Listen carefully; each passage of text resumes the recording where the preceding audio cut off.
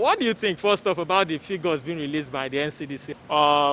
It's just an harvest of lies, you understand? This coronavirus pandemic, pandemic as they call it, but for some of us we believe it's becoming a scam. It's now a scamdemic. Scamdemic in the sense that there are several, holes of corruption that are just opening up now with this particular. $3.2 billion is it's a very big money. Even if there's no disease, you will create that disease anywhere. And that's what's happening. So when you see Wike coming out with his own authoritarian, being the prosecutor, being everything in that case of the demolition of the hotel, you would understand where the thing is coming from. So that at the end of the day, maybe you would get a medal for being the best governor in the fight against the scamdemic. If Nigerians trust their governments, that they will take care of them, Nigerians will stay at home.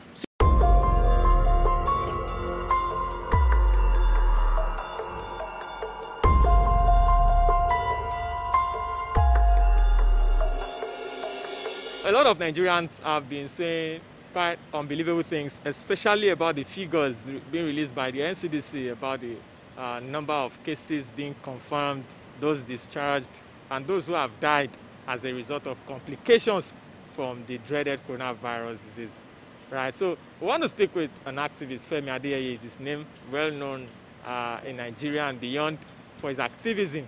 We want to ask him what he thinks about some of these figures and maybe echo some of the things that Nigerians have also been saying. So it's nice having you here. Oh, thank you very much, Larry. You're not using nose mask. I hope they won't come for you. No, I have an handkerchief, and we are observing social distancing, at least to a reasonable extent, even if this is not 1.8 meters. Right. All right. Okay, Yes. so what do you think, first off, about the figures being released by the NCDC and the... Yes, I think outside the figures, you see, the reactions that are coming after the figures are the things that we should take into cognizance in this discussion. That's how I feel. It's just an harvest of lies, you understand? Harvest of lies meaning that we've always been lying to ourselves as a people, as a country, for a very long time. So this coronavirus pandemic, pandemic as they call it, but for some of us we believe it's becoming a scam. It's now a scamdemic, you understand?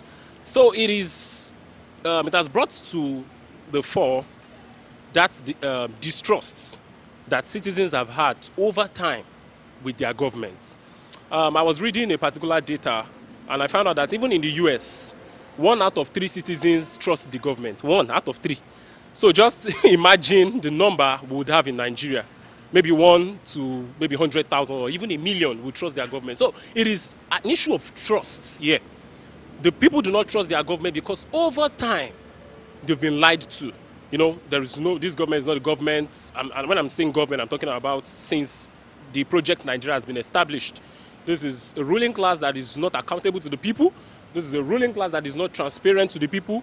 This is a ruling class that, goes about doing things with impunity. So you don't expect citizens to even believe anything. On one of the days when the lockdown was it was eased.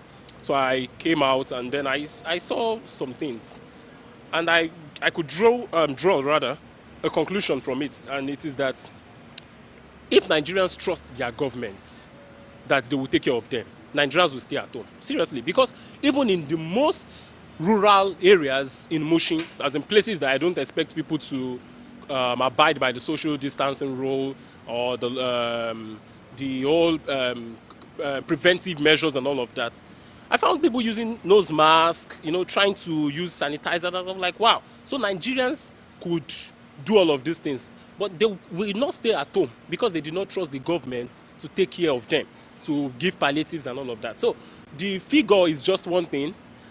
The trust part is another thing. And people do not trust their government because of the history of impunity, the history of not being transparent and all of that. Another thing that must be said about that figure is that there are mysterious deaths around in the northern region that have been recorded and all of that, but we could not attach them to coronavirus, you understand, because of a particular culture that says you do not do autopsy for dead people in the north. That's the message around. So what they do is they do audio or verbal autopsy. I don't understand. So how do we then have an affirmative figure to say, okay, this particular thing, or a constant figure, something that is very concrete, that okay, this particular figure can be attached to the coronavirus thing. So all of these things are just harvest of lies, like I've said. One of the lies is that we are a developing country. But in a country where you still do verbal autopsy, you don't call that country a developing country. That country is very, very underdeveloped. For 3 months or 2 months, our schools have been under lock and key. That is not a developing country. In developing countries, they are looking at means, to go remote, to do remote learning, to do internet, But we are not doing anything. Everything is on standstill. It's to show that we are only harvesting all the lies we've been telling ourselves all this while. Absolutely. So, but personally, do you agree with NCDC and the figures? Like, to be very honest, leave Nigerians. I'm asking you now as a person. Agree with their what? Figures, yes.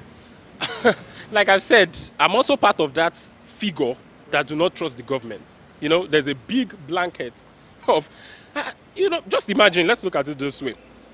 A newborn baby who is just, a newborn baby in Nigeria knows NEPA already. And it's for the bad reasons. It's not because NEPA is a good, you understand? So we fall into that bracket of people who do not trust their government. And the reason why we would not, the reason is just there. It's just there. You ask the same question, ask the market woman on the street, ask anybody. They don't trust the government. It's because it's an age-long suffering. When you've suffered to an extent, some scientists said when you've stayed too long in a dark room, you can see. Because your eyes already will adapt with the darkness. So that is what is happening in Nigeria already. So I do not trust those figures. That's the truth. Okay, so there are also these people or a group of persons. That's not to say coronavirus is not real. Absolutely. But there are people have been saying also that these figures are being inflated. People are saying that not enough number of tests or blood samples have been taken.